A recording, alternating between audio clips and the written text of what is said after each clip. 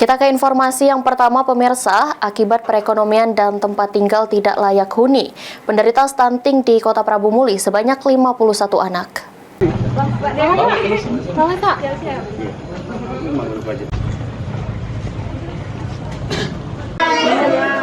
Akibat perekonomian dan tempat tinggal tidak layak huni, penderita stunting di Kota Prabu Muli sebanyak 51 anak.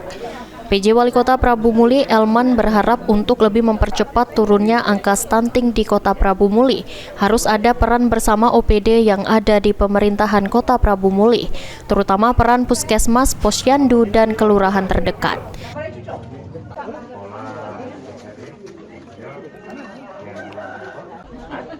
Saat ini pemerintah Kota Prabu Muli melalui Dinas Ketenagakerjaan sudah memberikan pelatihan kepada orang tua anak penderita stunting agar bisa mandiri dari segi ekonomi.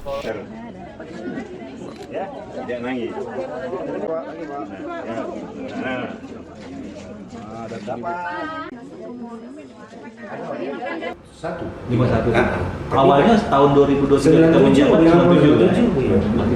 Sudah 50%. Itulah tadi dapat agak tercepat tuh, agak tercepat. Padahal proses masih lambat. Iya.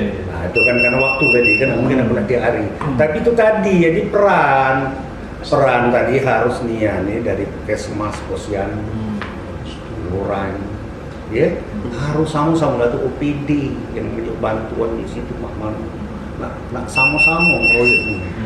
Macam sudah tuh kemarin tuh kan ada ibu-ibunya waktunya sudah di Senaker, dia juga.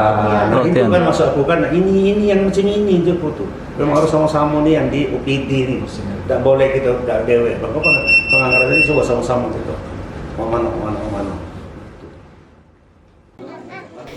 Selain faktor lingkungan dan tempat tinggal yang tidak layak huni, menjadi salah satu penyebab anak menderita stunting.